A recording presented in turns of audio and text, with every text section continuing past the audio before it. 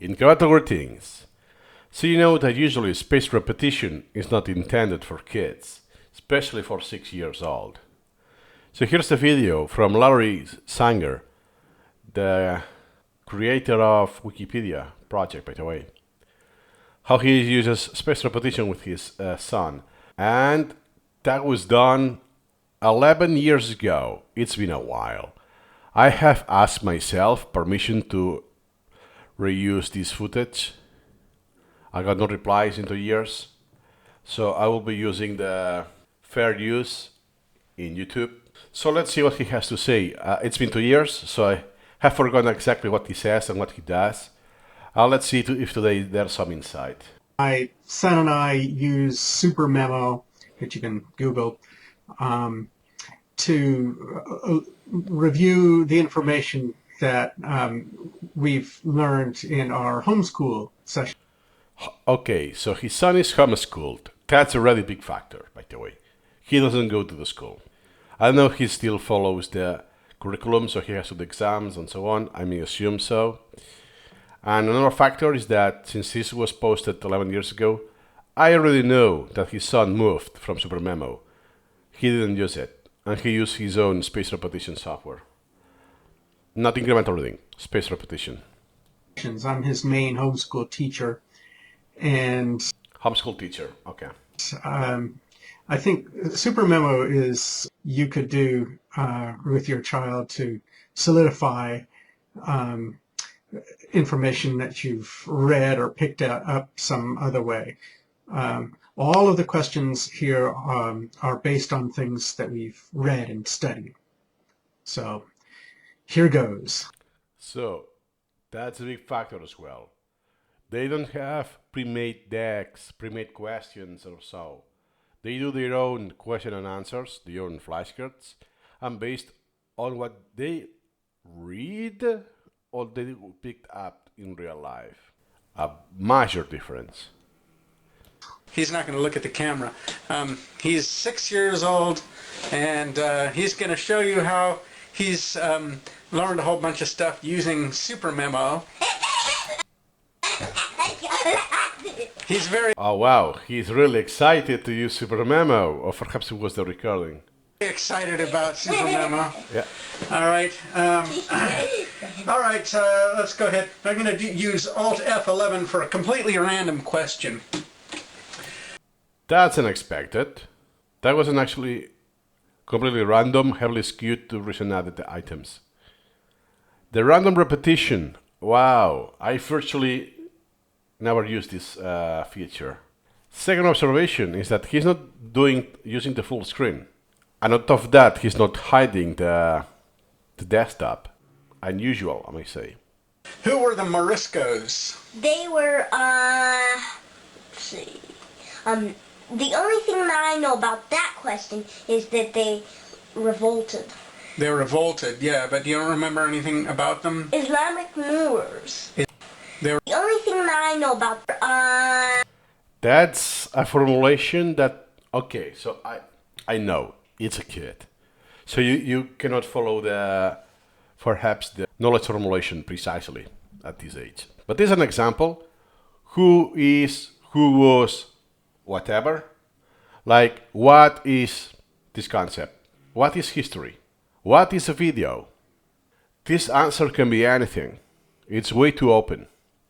So what you will have instead is the other way around. Since I actually don't know that, Moriscos sounds Spanish. Let me actually Google it. Oh, cool. There's Catalan, my native language, by the way. Portuguese and Spanish, yeah. Were former Muslims and Catholic Church and Habsburg Spain commanded. Okay. So in this case, what I would do is have more or less a description and recall the name. Okay, so based on the Wikipedia page of Morisco, I have more or less the definition. So it will be like this. Who were the Moriscos? Way too open. I can recall this and then see the answer. Former Muslims, they were forced to convert to Christianity or face exile in Habsburg, Spain. If I see something semantically similar, okay, I will get it. I will set it as right. I recall. I would prefer instead to do the other way around. So the Moriscos is the answer. Like this. Who were former Muslims forced to convert to Christianity or face exile in hard Spain? Oh yeah, I know that. Moriscos. Or instead of who, you could ask, what was the name they were known for? Or stuff like this. Let's see. The only thing that I know about that question is that they revolted. They revolted, yeah, but you don't remember anything about them? Islamic Moors. Islamic Moors. Islamic Moors who lived in Spain, they later revolted. Yeah, it's even more condensed, more atomic. It's even better than that example I gave. If you're already familiar with the topic and you already know what means to revolt. As a second language speakers of English, I will have never used this word myself. Moors. Who lived in Spain. Right. They later revolted. Right, that's it. Islamic Moors of Granada who converted, possibly forcibly, to Christianity. They later revolted 1569 to 71. 16, no. So he's telling where? Granada, which is south of Spain, which makes sense. It's in closer to the Islamic countries. And he also said the year, which it's way too much information here. I cannot see his screen. I see everything white, but that's not atomic enough. Why? Because you were asking, who were the Moriscos? It's like, tell me any fact or all the facts you know about Moriscos. It's like this kind of question. That's a big thing. That's a big mistake. I mean, perhaps it's good for a kid, right? He's 6. But if you're young, let's say you're a teenager already, don't do this kind of card. It's not useful. Not useful, especially long term. Imagine you have hundreds of cards like this. How your repetitions will look like in the future. Yeah, tell me you know about this topic. Tell me what you know about this topic. Absolutely useless. You want some piece of information. So I could ask here, Moriscos were forced to convert to which religion? Oh yeah, to Christianity. It's an atomic question. The date, I don't have here date, is when did that happen? In the 14th century, or I don't even know when this happened. And what is it? Yeah, it's a Spain, but what is this? Habsburg, Spain? I don't know that. So what I will need to do, in this case, is to click. Refers to the Spain and the Spanish Empire known as the Catholic monarchy in the period of, So just the name here, if I'm familiar with this term in history, I already have a hint in the time period. So I already know it was the 16th century. Here is this, in Granada. If it's Granada, and I already know in the map, look at that, it's very in the south. It's very close by. They are even closer cities, by the way. And obviously, the kid is not using Supermemo with himself. The father is doing in his behalf. So he translates more or less his answer to encode, that was a good recall, or that was not good enough. It is not a passing grade, it's a failure. Let's try another one. Yeah, I think based on where he pressed F11, so he's doing random repetitions. I may assume, I don't have enough information here, if what he wanted is just to display this on video, because they don't record themselves usually. So just as an example, here and there. Or they generally do this, that they just go random every session, on top of the regular session that will be creating the items and all of that. Next question. Followers. Nice. So I will stop as soon as possible because I don't want to be primed. This is a cloze deletion. Nice. So they are not just using question and answer. Followers of Cuban religion of Santaria hold the blank tree to be sacred. So again, it's history. Let's see if he gets some other domains other than history. Followers of the Cuban religion of Santaria hold the blank tree to be sacred. Hold the ceiba tree to be. Okay, never heard of this. This very researchy sounding question came from our reading of National Geographic Countries in the World, Cuba. So it's one of those, you could interpret this as a random trivia question, that how this is useful, when I'm going to apply this knowledge. But at this age, it's just sheer curiosity. So it makes sense that you will create those items because you are engaged with this content. And then later in life, you'll notice that, oh wow, I memorized all of those. That was pleasurable for me. But yeah, later in life, you will also take into account the applicability of that knowledge. Right. Worshippers place offerings around the tree's roots. The Saiba, he says. Yeah, I think it's actually Saba, but you're right. That's it.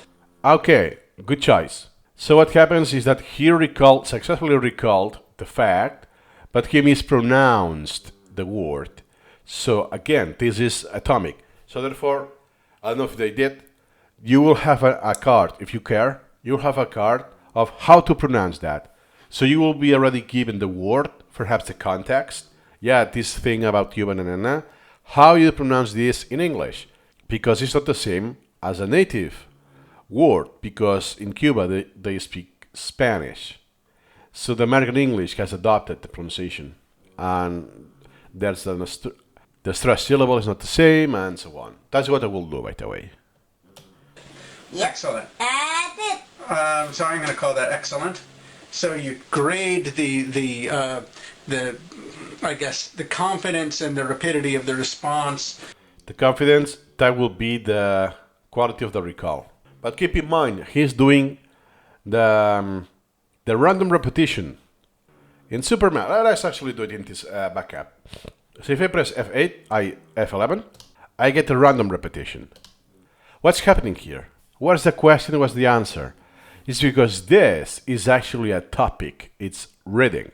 So first observation, I'm inclined to think that they only have items in this collection, because he only presses 1 and he has an item. It's random collection-wise.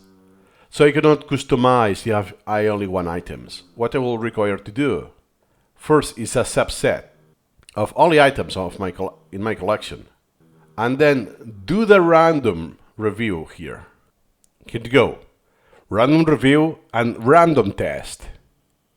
The random test with control added, the modifier key control being added, says random test on the elements of the browser. And random review, just F11, is jump to a randomly selected element for a quick review of the browser's content. So it's actually sorting everything randomly. And if I press, I will do it with the mouse so it's easier to follow. If I now do random test, I get a true, genuine random test, not in the browser view.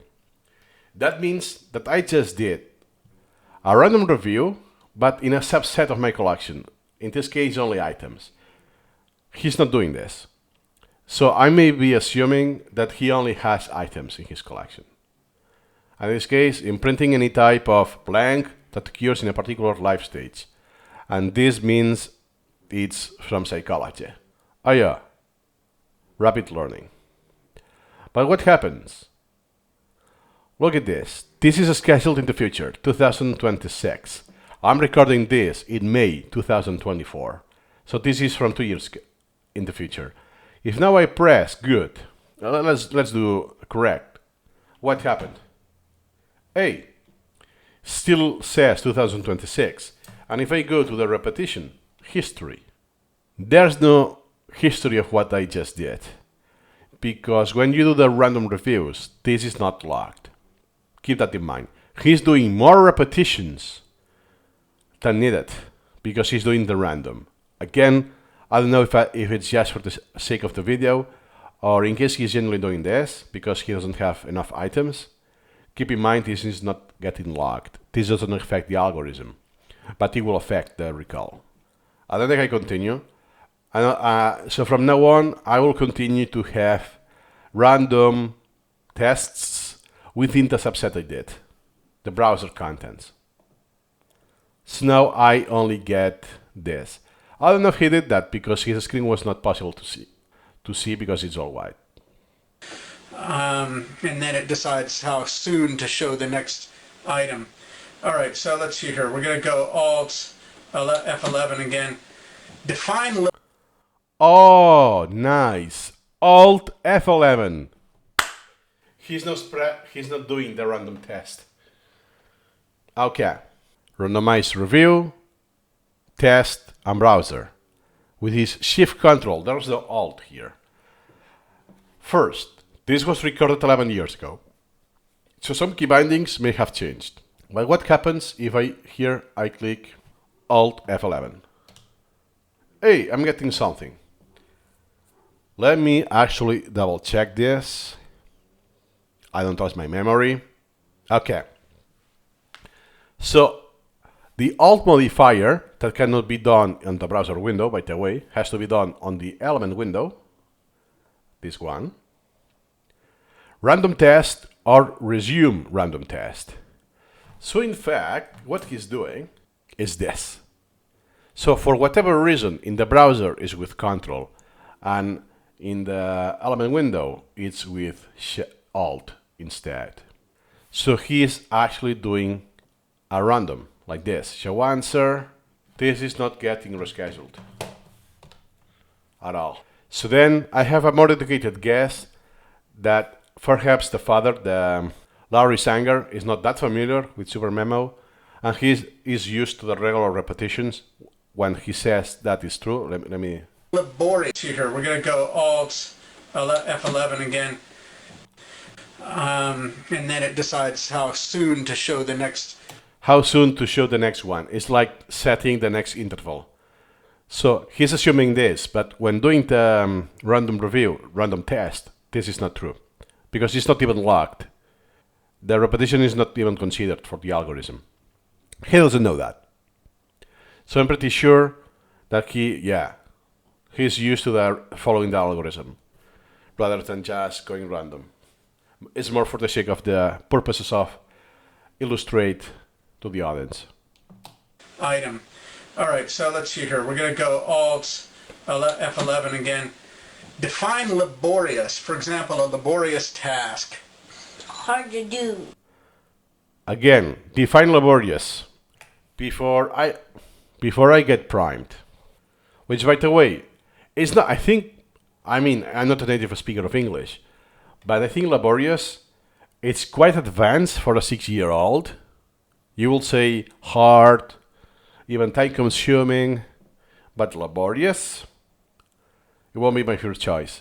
So what I will do instead, because it's not the difference here is that it's not a question about, this question is for checking your comprehension of the text. No, this question is just for aiding your recall. So you keep this fact in long-term memory, which how you actually ask questions are very different. So that's an example. An adjective requiring much work, exertion, or perseverance. As an example, blank task. So this is where the adjective will go. Oh yeah, a laborious task. Cool. This is much better because you have the description and you have to recall the name, the label that language is using.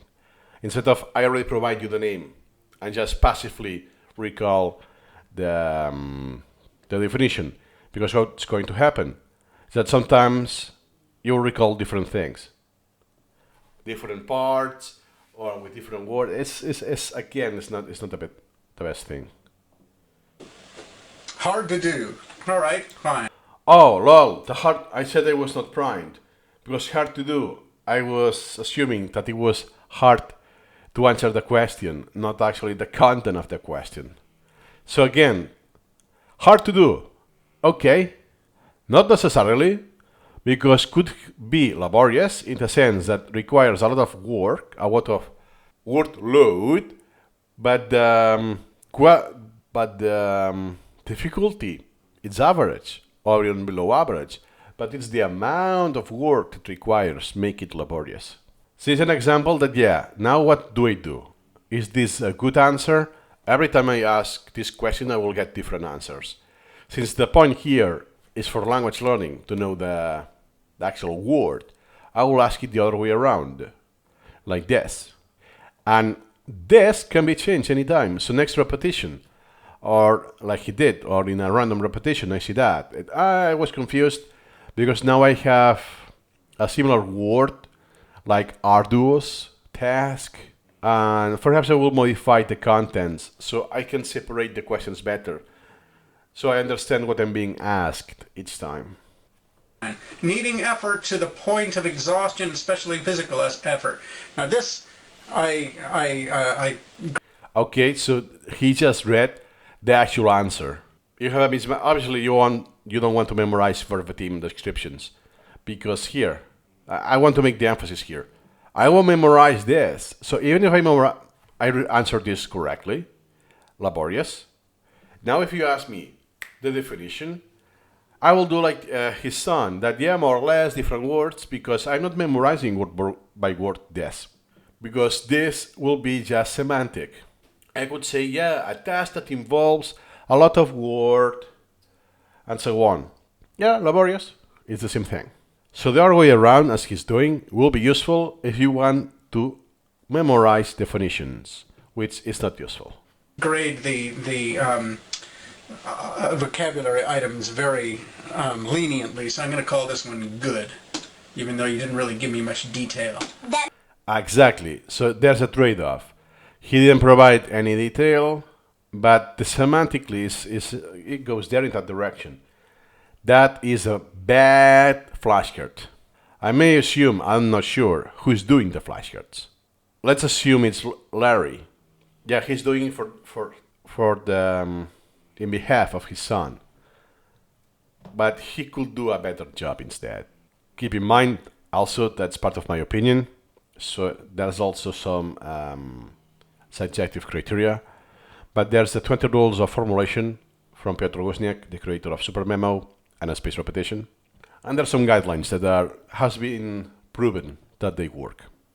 That means very strictly. Oh, oops. Random. Okay. Oh, this is actually not supposed to be in there. Okay. That was not supposed to be in there. That was perhaps a topic? Okay. Oh, this is... Yeah, I think so. I can only see the highlights here, the highlight color. I may think that those are cloze deletions. Could be. But it's unlikely that this is an item. So, now I educate more my guess. I will say that most of his collection are items, but he has some topics. So if you go random, eventually you will hit some topic. It's just less likely by the distribution of topics and items in that collection. It's actually not supposed to be in there. Okay. What was the special new method of getting knowledge that began... That is much better. This is an example of the other way around that I mentioned. in the Renaissance? The scientific method. The scientific method is getting knowledge that begins... The scientific method. So compare this question as opposed to what is the scientific method? Answer. How likely is that I answered yes, the scientific method was a special new method for getting knowledge that began in the Renaissance? It's unlikely. I will use this wording. Or the concepts I will be linking is knowledge, Renaissance, and a special view. So this is a lot better. The question is why a 6-year-old would learn the scientific method. It seems like too premature, right? I don't know, but perhaps this popped in whatever he was curious about. So as long as it's in this scope, in this context, good to go. Scientific method it is, correct. And then, well, we're not going to read about that. Okay. When it is 5 p.m. dinner time, Eastern time, which we in Ohio use, what time is it Pacific time? That's okay. So this video, the quality is mixed. So the start was terrible, but now it got a lot better. Why this question is a lot better? Because they can relate to this. They are making it personal. First, 5 p.m. is when they eat dinner. For instance, this doesn't work for me. In Spain, you don't eat that soon. So they relate to this. Then the place, Ohio. Ohio is where they live. They live in a country, the US, that you have more than one time zone. So you need to convert those. And again, the target time zone is also meaningful for them because they relate to where grandma lives. So imagine this question. 5 p.m. Eastern time equals to what time in Pacific time? Yes, it's a valid question and it's atomic and so on, but this is a lot better because you can rely. Ohio, where I live, versus where my grandma lives. So if I have to get a call with her and so on, I will be able to know the time difference. Which grandma uses.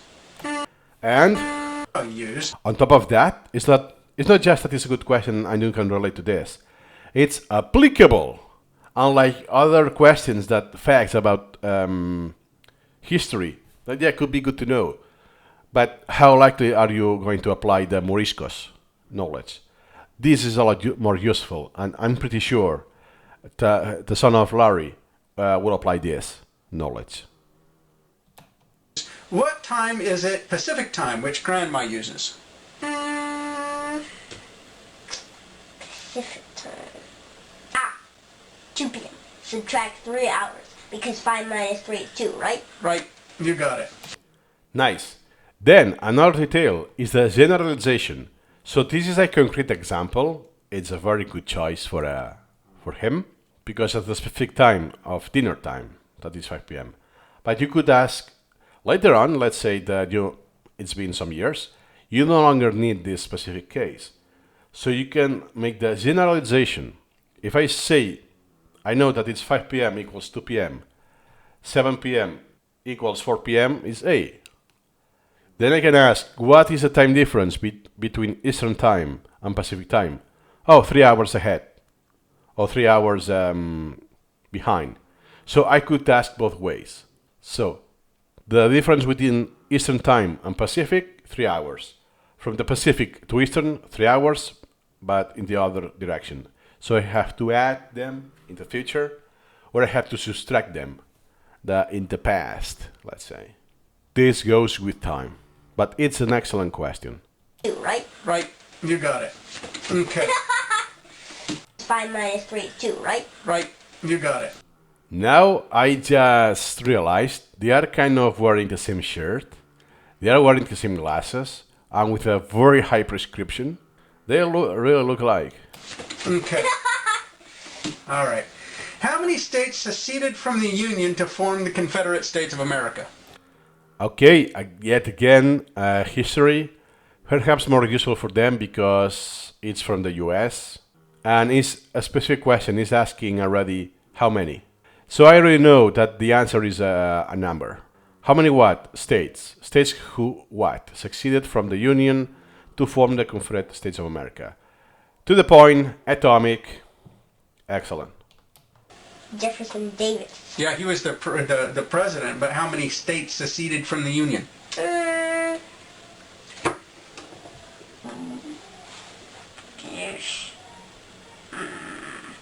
We haven't had that one in a long time. Don't know. 11. 11. 11 or 11. Oh, he's pronouncing this slightly different. That's a good thing. So it's been a while. I don't know if they do the repetitions regularly or it just are natural lapse that we're humans, we forget. So I'm going to call that one no answer. No answer. Right, here we go. A no answer. Based on the position of his hand. That one, no answer. No answer.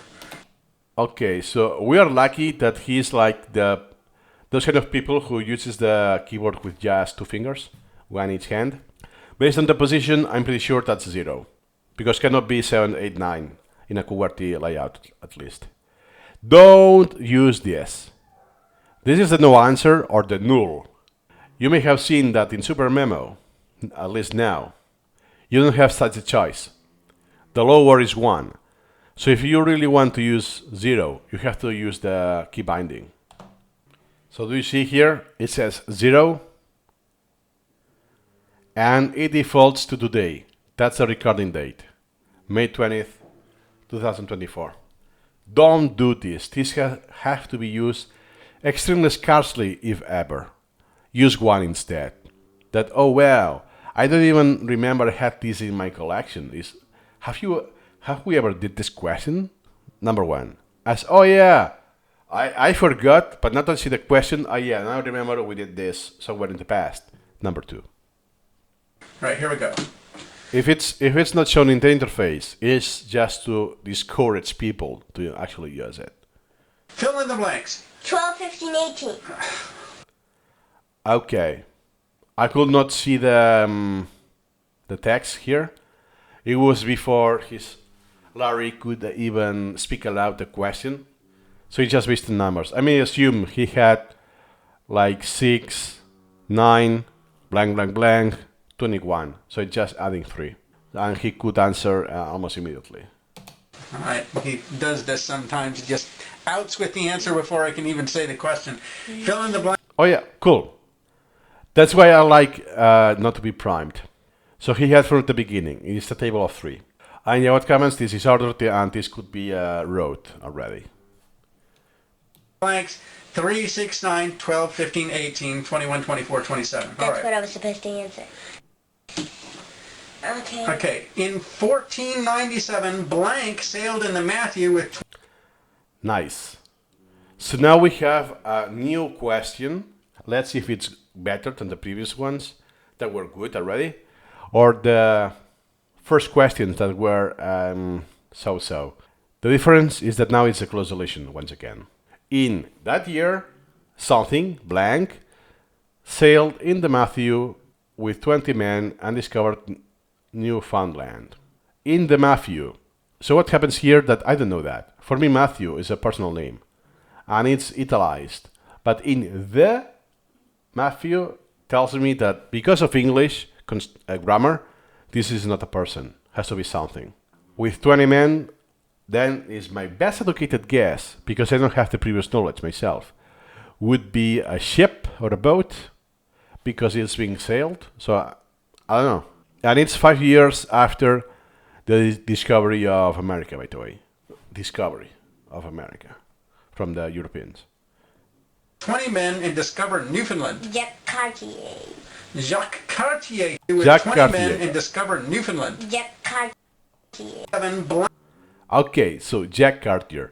Here, I'm impressed. Well, I'm impressed because I don't have 6-year-old to check this myself. That here is more implicit. Here doesn't says who. So I don't have the very strict direction that I'm asking with a name. One person. So this needs more cognitive awareness, the cloze deletion. And he answered with no hesitating, unlike before. Cool. Are you sure of that answer? Yep. It's wrong. What's the real answer? Jacques Carrtier. No. It's another one. It's a good choice. Okay, I could not fact check this myself. Well, yes, with AI or checking online. But he was wrong. He recalled a different name. But it's a good exercise what Larry is doing.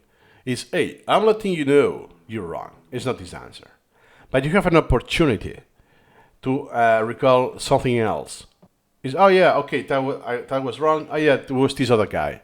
So instead of giving already the answer right away, you have an opportunity, a passive opportunity, a primed opportunity to recall something else. And if you recall that successfully, you will enhance that recall. John Cabot. John Cabot. So we called that one wrong. Instead of moving on, okay, it's a 6-year-old. Here I will also move on. But for teenagers above, it's wait. That is a memory interference. That means he knows. With 20 men and discovered Newfoundland. Jacques Carrtier. I'm inclined to think that he has at least one other flashcard, that the answer is this. Jacques Carrtier or Cartier. So he's mixing something. Perhaps it's because they are related to the Newfoundland, but was not sailed, or I don't know. I could now check that person myself. Okay. So it's related. Was the first European to describe the map of the Gulf of St. Lawrence and the shores. Nah, nah. So, oh, look at that. Newfoundland. So here is where identify there's some misunderstanding, or perhaps no, it's just memory interference. Because now he has other memories about relating to the same concepts, Newfoundland and so on. If he only had one, this will not be possible.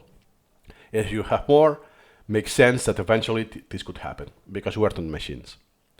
So now what I will do, if I was the parent, is A, identify this memory interference. That requires more items to help with this difference. The other name was John something, not John Cena. Here you go. So in the same article of Jacques Carrtier, or Cartier, this guy is being mentioned. So he's Italian navigator and explorer. Voyaged to the coast of North America, so it makes sense. They are the same, more or less. They were the same, had the same job, the same occupation, on the same place, more or less, and needed similar times. Okay.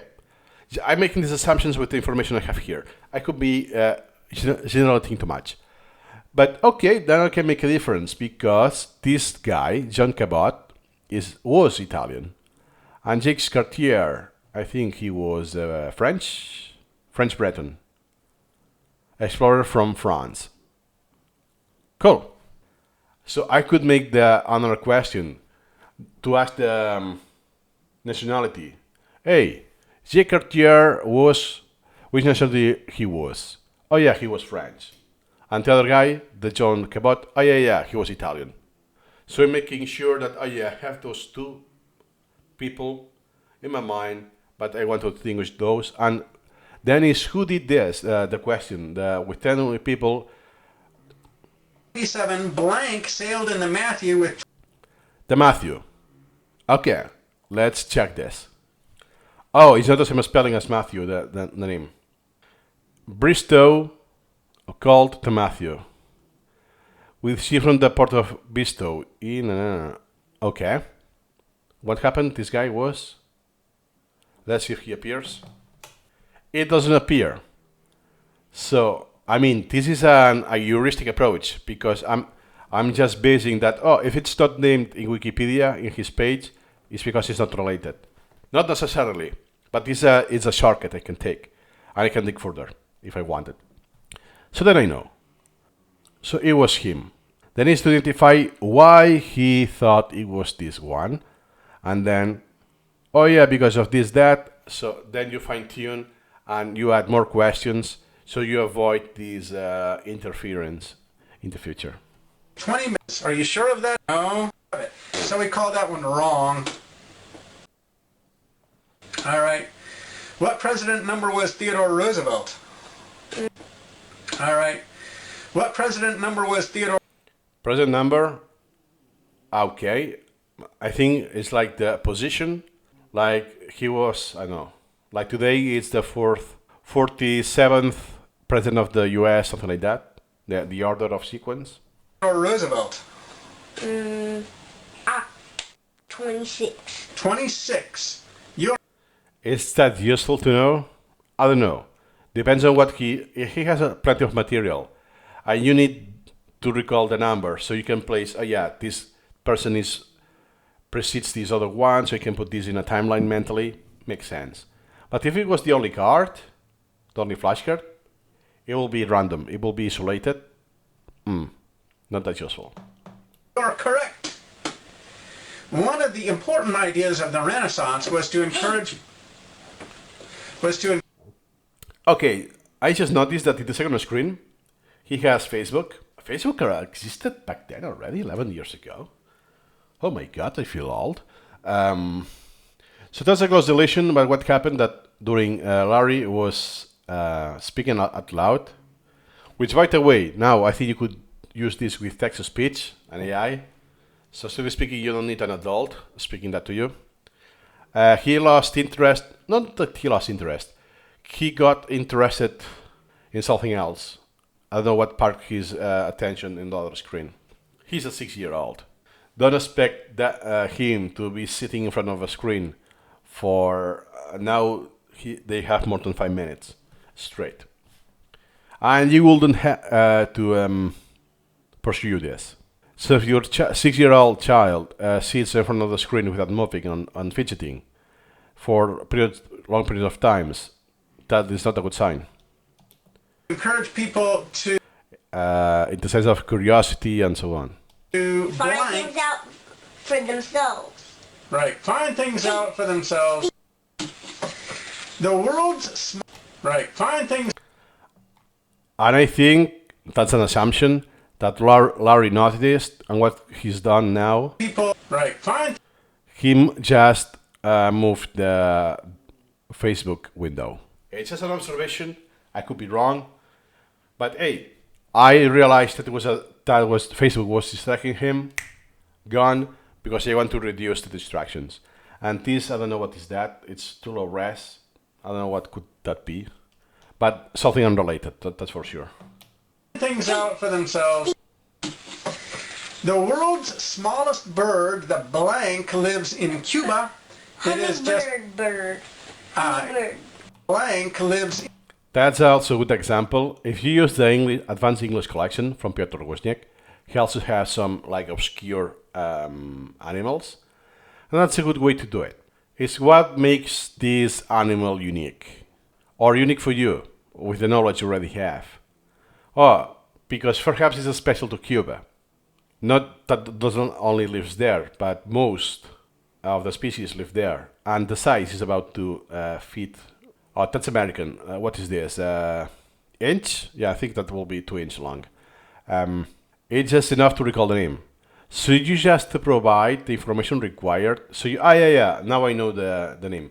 What you could do instead, or in addition to, is to add the picture.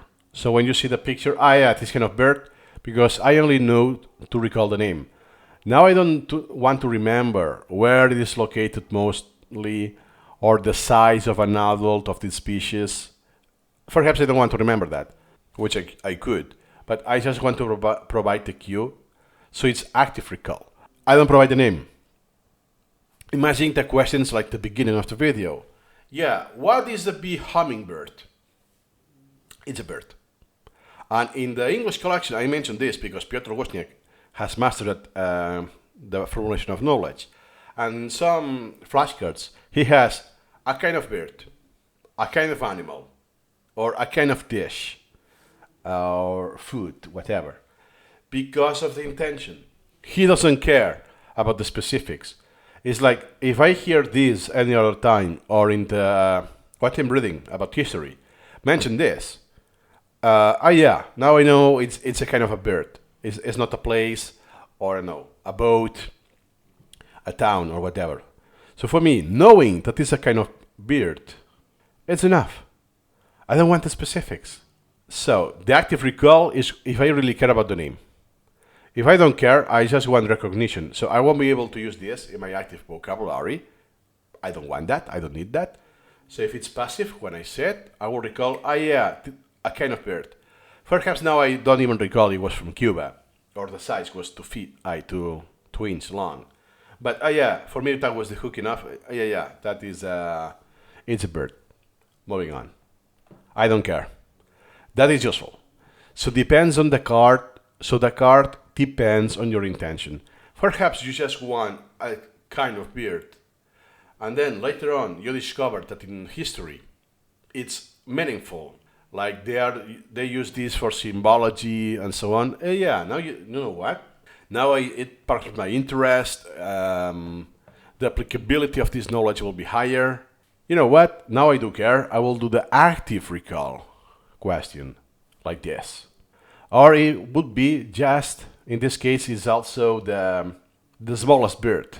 So I could ask like a random trivia question. What is the smallest bird in the world? The bee something. The bee hummingbird. But here, my memory anchor is I just know it's the smallest of the world. I don't know where. I don't know what size. I know that it's the smallest without knowing the size. Is there something relevant from Cuba? Or I don't know. some of the history could be related to Cuba. I don't know if there's some meaning with this bird and so on. So that depends on what you will do next. So the key point, before I talk too much, is that what you do today doesn't have to stay like this.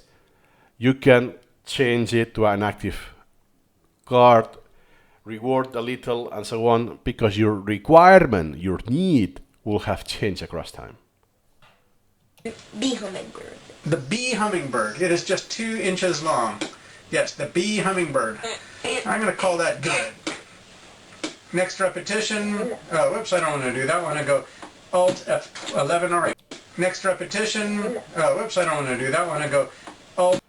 I may assume that this is another topic or something unrelated, not an item, and he has to do it again, something I mentioned before. F11. All right. What, most importantly, does your spine protect? Alt F11. All right. What? Such a good question. Straight to the point, atomic, and the most importantly, is already implying, hey, it's protecting more stuff, more things, but what's the main one? If you could only choose one, the most important, what would that be? That means that you could have other cards that would say, what? Oh yeah, it's protected by the spine, and will be correct, but it won't be the main functionality. A really good card. Most importantly, does your spine protect? Spinal cord. Spinal cord. H, okay, I'm assuming the initial of his name is H. He's very interested in anatomy and medicine, so it's a special study of ours. I think it's the first one. Yeah, it was random. I mean, it's random. You can get whatever. Most of what we got was history. So I may be assuming that he was interested in history for longer. So he has more items about history than anatomy and medicine. It is. Spinal cord. All right, I'm going to call that excellent. This. Now, he rates as excellent. I may be assuming number 5, grade 5.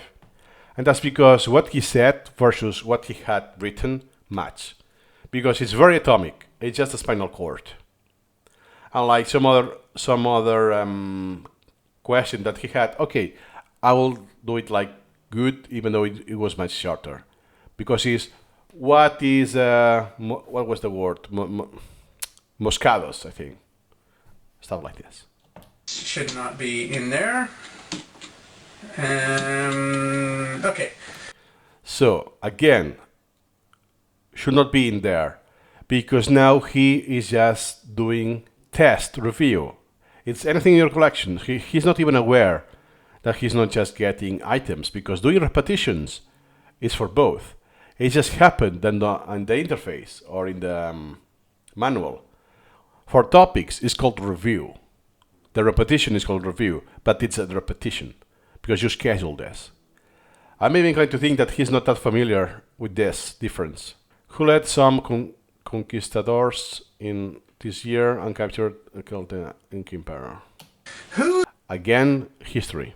Led some conquistadors in 1532 and captured and killed the Inca Emperor? Pedro de Valdivia.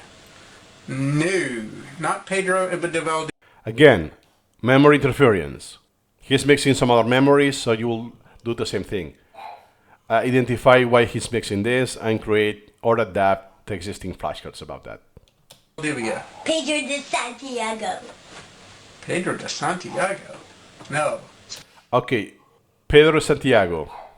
So in this case, perhaps he did something with Santiago, so he mixed the name and last name of 2 different people. So this combination doesn't make sense. That was why Larry was like kind of surprised that this name doesn't exist, doesn't make any sense. Not that it's the wrong answer, that you are recalling someone else, like when John Cabot. When he did the right question was John Cabot, and what he recalled was Jacques Carrtier or Cartier. No, it's like saying Jacques Cabot, that he will be mixing both, something like that. Francisco Pizarro. Francisco Pizarro, I'm going to call that. Francisco Pizarro. Okay, no idea again. All right, it's okay. That's fine. Yeah. That's good because unlike school, if you fail or whatever, it's not a big deal. It's just human that you forget. So it's okay to forget. It's part of the process. Instead of, oh, you have forgotten this, you should try harder next time. Or stuff like this in a school that you will get so toxic and harmful. I'm not going to get all of them. Suppose you dropped 2 balls Okay, this looks like more of a problem. into some clay. Ball 1 made a deeper dent than ball 2. Which ball had the greater potential energy when it started falling?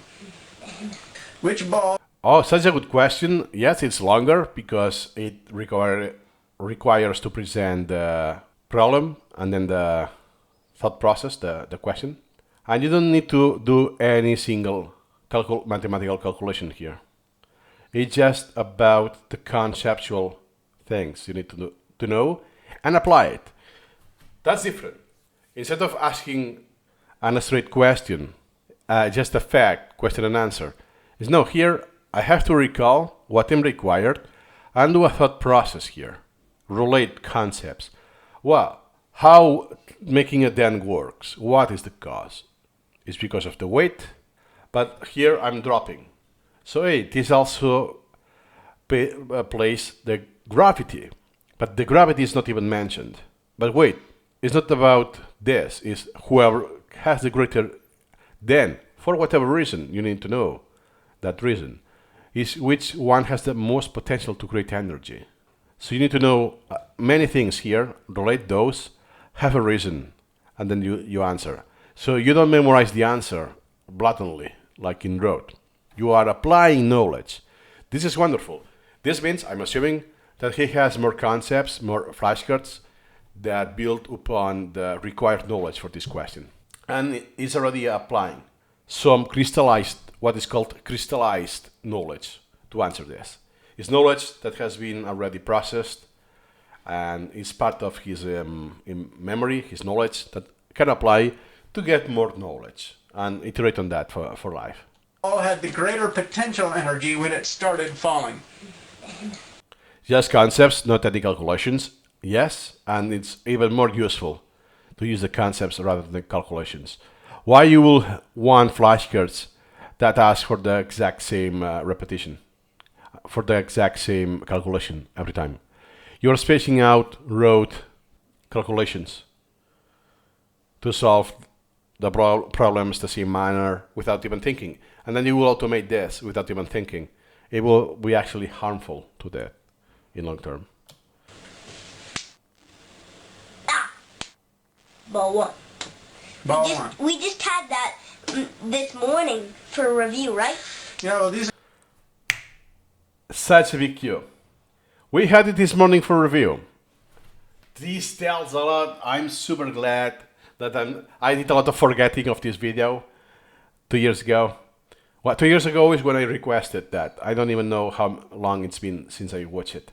That means that that day they did the regular session, in this case the morning, and this is shot later in that day, and they are doing just the random. Perhaps they didn't have the outstanding queue. It was empty. So he thought of just doing the random for the sake of the video. And that also explains why he's, this shouldn't be that. Yes, it is. Is that he's doing something else that he's thinking he's actually doing. Nice. And by the way, ball 1. Let me check the question. Which one was the first? Yeah, the one is the deeper. Yep. Yeah, well, these are completely random. Yeah. So I was confused. They were mostly recent. Okay, just to let you know that when you press F11, random, it is purely random, or the best you can do. Perhaps it's pseudo-random because it's generating this with some script. So, okay, so here I have a selection of 700 elements. Look at the titles. I have ordered this by name. Cool. Then, let me do it with the mouse. Random mouse review. Okay, so what happened is that it has chosen one, in this case a true or false question, but everything else is, look at this, all of this is kept in order. Let's do the other way around, in this case randomized browser. Now look at the titles. Now I will put it by interval, the longest to the shortest. Either randomize, browser, boom. I get some true or false here, and some other ones. And if I run it again, it will be different each time. And I will do it even again, and you get the point, right? So now, if it's from a mathematical point of view, truly random or close to random, or it's pseudo-random, but it's not to the point that it's weighted for the last repetition like he did. That I was confused that most reps were from recent days. Now it's from the last rep. That's a backup. Sorry about this. It's not that meaningful. I have until April, 4th of April. I do the random. I got one from May 2nd, but last year, 1 year ago. And if I randomize all of the contents, yeah, I don't have any sequence. In this case, yes, it's recent. It's April 4. That was fitting the screen before sorting like this. February, January, and then you get 2021, 23, and so on. So I may assume that the key factor that happened here is that his collection is very small. Good. Okay. Sound is a type of energy that travels Sound is a type of energy that travels in what form? Waves is the answer. Okay, so you can tell by his intonation that, yeah, it's this answer that I didn't want you to recall it that fast. What's an issue here? I may assume because they have seen this during the morning, perhaps. What you don't want. So it's not the case, but I will use it as an example. You want to avoid that. What's happening here? Since this is very recent, he's recalling the answer by the wording, the exact phrasing. Sound is a type of, I remember I did a flashcard like this morning. So there's another card that starts, the sound is na-na-na, whatever. So when I see this, I already know that the answer was waves. But I'm not paying to the question. I'm not making the semantic effort to recall it, to activate the mental models of, sound, energy, form, that will be wave. What I would do instead is, when I have the sequence, sound is a type of na-na-na, the answer is wave. This becomes asemantic. I'm a parrot repeating this. That's because he was primed that morning. But if this happens because you do this very frequently, you are cramming those flashcards, this will lead to this scenario. And it's not useful. It's not useful. Because you will depend on the actual context, phrasing, and it will be really hard to apply this later on, like he did before, like this example. Oh yeah, I have the gravity, I have of the weight, but I just know to recall the flashcards. I'm not able to recall, to apply the knowledge that those flashcards are helping me to remember. Hope you get the point. It's kind of let's say sad, it's not the exact word that I want to convey, that he's taking his time to actually setting the recall. But he's not aware that this won't have any effect. So most of what he is actually doing manually will have zero effect, by the way, because the repetition is not locked, is not taken into account. Waves is the answer, so that's excellent. Then. All right. Okay, earwax. There are some cuts, some jumps. Excellent. Then. All right. I don't know if just to display something, some examples that were meaningful, or is that he was jumping all around and they had to cut this. I don't know. Okay, earwax flows slowly out of your ears all the time, flushing out. And I don't know, I cannot see the screen, at least how he put it here, there's no cloze deletion. It is like, finish the sentence. Flush out what? Dirt and something else. Slowly out of your ears all the time, flushing out. Dirt and germs. Dirt and germs. You are correct. Okay. What is is a trick you can use to determine whether a word is a common noun or not. A or the blank of this place or John's blank. A or the blank of this place or John's blank. That's right. See if it fits in the blank in these phrases. Name one. A or the blank of this place, John's. So it's good that they also cover videos. It's not just text. I'm assuming it's, I don't know, today you could do it on YouTube, almost virtually any language. A or the What? blank of this place. Okay, but, oh, such a good example. What happened here? He said common noun. So I thought the question was common, uncommon, rare. Like Moriscos will be an uncommon or rare, low frequency. I thought that was the question, but no. The question if it's a proper noun or a common, common being the opposite of proper, like Larry and so on. Okay, perhaps because I'm not native speaker, that is an example that I will phrase it slightly different, so I know what I'm being asked. A word. Place or John's blank. And yes, I have similar pattern. It's like a pattern that John's, it's a proper noun, so you have another proper noun, it will not make sense. It's not the only way, but it's one of the ways. If you have more than one way, you will specify. According to this author, according to cozy grammar, what is the trick that you can use to determine And then is what is the trick according to this other author? What does the shorthand of a clock show? Good question. Super good question. Straight to the point, atomic, and highly applicable.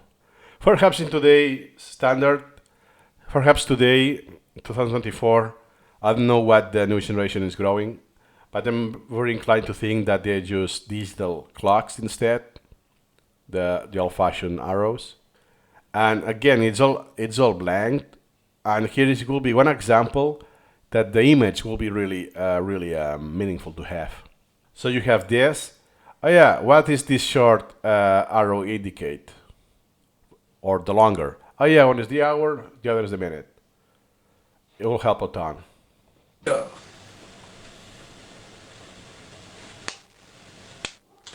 Don't clap, hand. Just answer the question. But Don't clap, hand. Just answer the question. Okay, that's a fine line. I'm not an expert, so what I'm going to say is just based on what I have read. I will do that. If I was a parent in this situation, don't do that. I don't know if it's a tip or that he does this, or it's just, what's the name in English? Fidgeting. Some sort of fidgeting. It's perfectly normal. Don't try to oppress this, especially now that he's in an effortful context, that he's actually making an effort to recall it. So it makes sense that if it's fidgeting, this will be, let's say, amplified, that if they were just watching a YouTube video together. So if your child fidgets, let this do this thing. It's not harmful, nothing to actually you want to avoid at all. It's something healthy to do, by the way.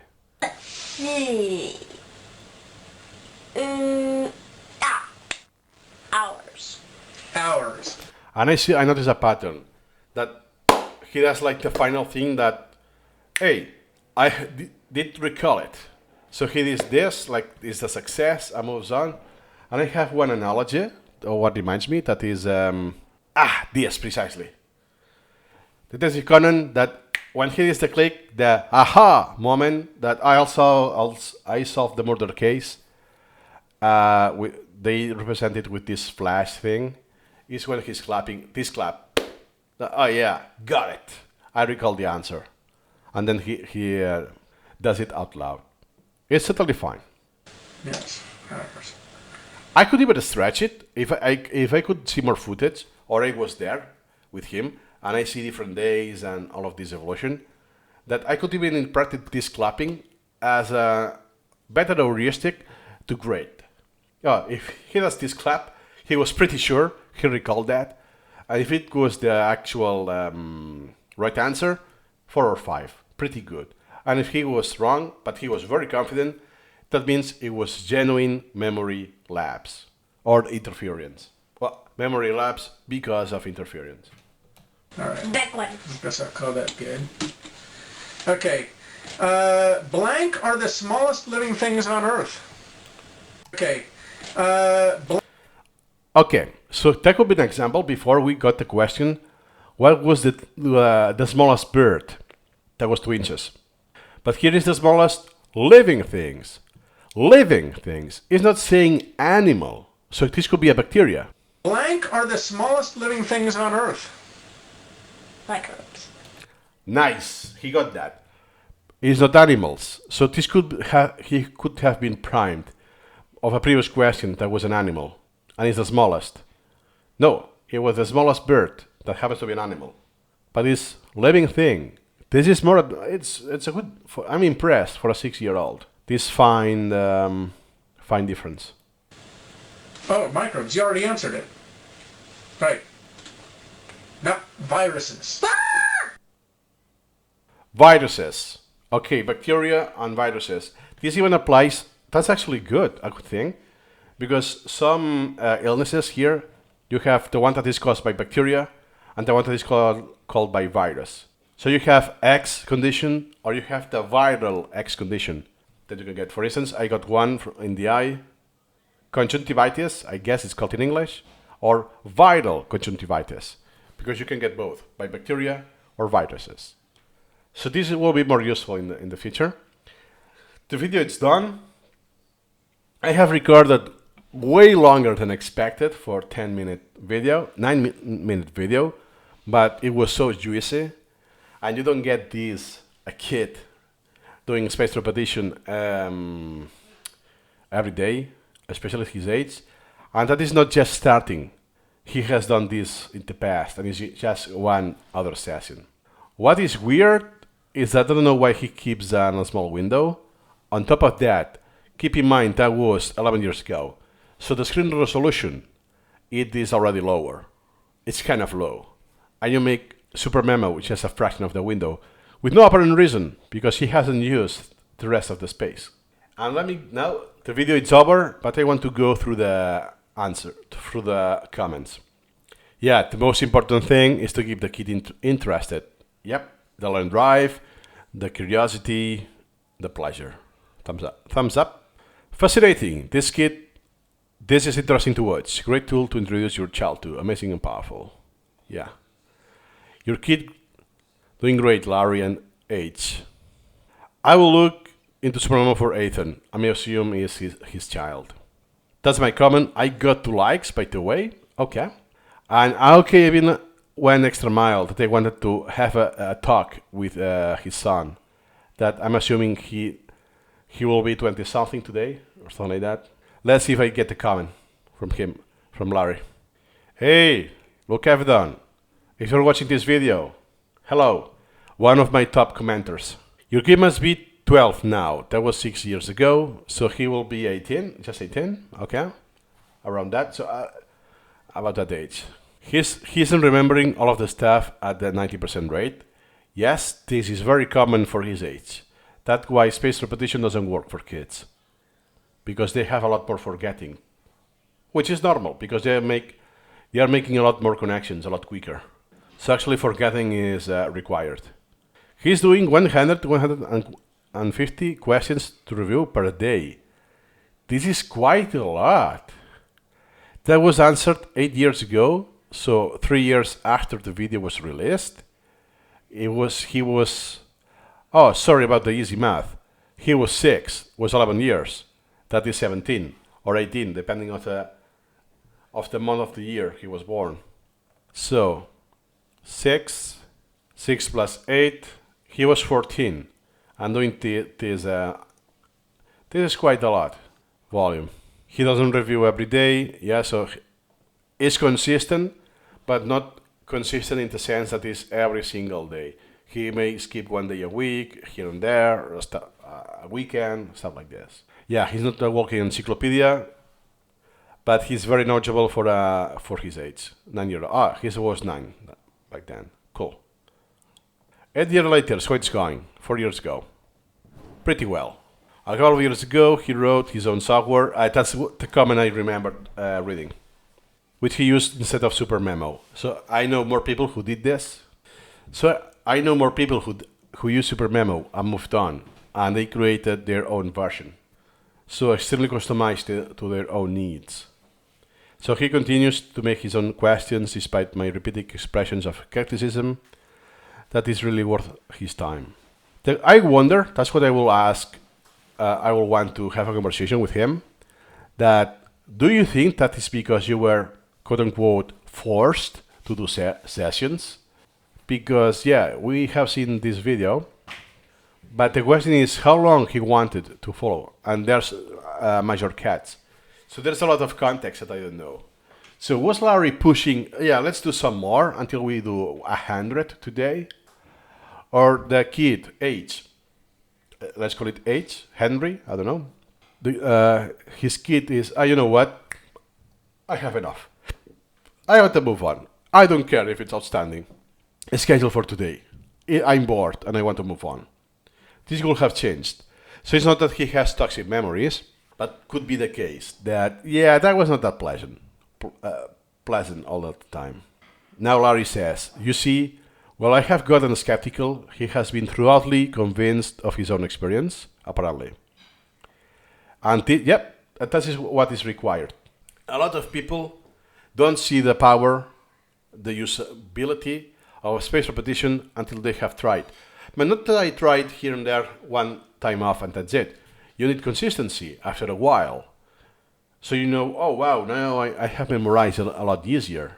I can recall more facts more easily than before doing this. And especially if you have the preconceived idea that if it's important, I will memorize it. I don't need space repetition at all, which many people are like that. So they never have this opportunity. They don't let Supermemo or space repetition to be introduced and experience the real deal. The real reality of a space repetition, sadly. Apparently, just a few days ago, his mama was praising his memory, saying that this is better than anyone else in the family. This is a double sword thing to do. I think it was Sal Khan, the CEO of Khan Academy, that never tell your son that he's intelligent, even if you really genuinely believe so. Because it's more harmful than anything. You have both. There's something positive, but there's also something negative. My suggestion, what I will do when I have a kid, I will never say that. This is deforming the purpose. You're not using space repetition to be to have more knowledge than anyone in your family, or the people in your surrounding, your circle. That's not the goal. That is just vanity. I guess, yeah, you can feel proud as the mother of that child. Oh, wow. Yeah, I believe that. I understand this. But praising the memory, no. He doesn't have an extraordinary memory. He has an extraordinary tool and method that with a regular memory, you can get a lot. Everyone, every healthy 6-year-old or any age, anyone can do it. It is about the method and the consistency, the time commitment. That every day, that usually, very often, you do this iteration with flashcards, recalling, and all of that. You're not special in this sense. I'm not special. Oh yeah, I have memorized a few hundred thousands of facts across my life. That doesn't make me special, in the sense that anyone which is my age, 36 by the way, who started at 22 or similar, like he did. Yeah, you have invested like more than 14 years of your time, of your life with this. Everyone will be like me, more or less, little more, little less, but the average, I mean. There's nothing special. So feel proud for your son that is following his curiosity. That should be prized. You are free to be homeschooled. you don't go to the school, and you can pursue your interests. That's something to be proud of as a parent.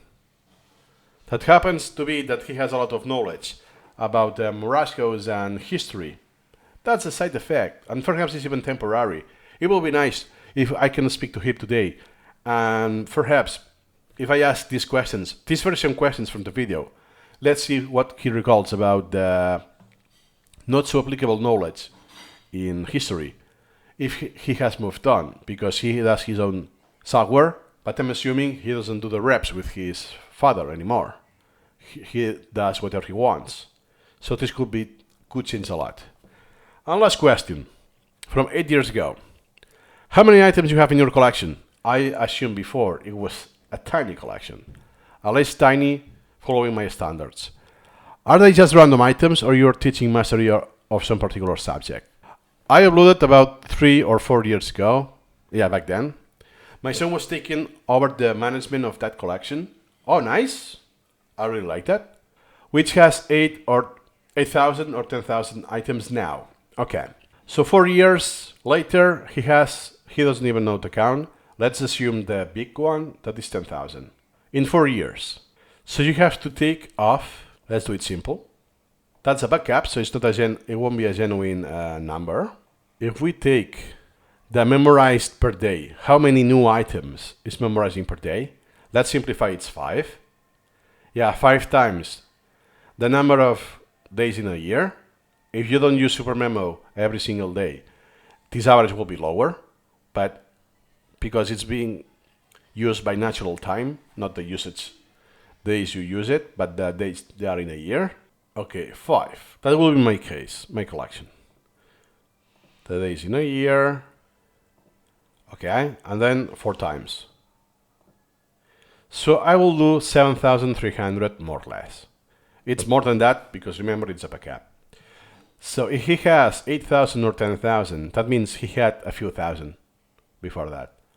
Assuming he has this. We don't know that because in the screen we cannot see it. So overall, I'm inclined to think that on the recording, his collection is a few thousand. 2,000, 3,000, something like that maximum. He covers pretty much everything, whatever he has studied. Yeah, that was that's the purpose. Everything is self-crafted. But I'm not sure about this, how he mentions studied. Sometimes it was from a YouTube video, so from a video, or from his grandmother. I wouldn't phrase it as studied, but learned. Lots of science and history, yeah, especially history. We're homeschooling with Supermemo. We have got a bit more than 3. Oh my God! It was in front of my face. So okay, so I achieved my goal, that it was to avoid priming as much as possible. So I could tell I succeeded at that. Yeah, so my formulation was on that 3,000, and she's saying we are. I may assume she is the mother. Okay, Larry, or the son, H. I don't know your name. If you're watching this, please take this video, the time commitment I did for shooting and editing this video. As a token of appreciation, it will be really nice if we can talk and perhaps have it on record for everyone in the world. It will be my pleasure. So nothing more to add today, and see you incrementally.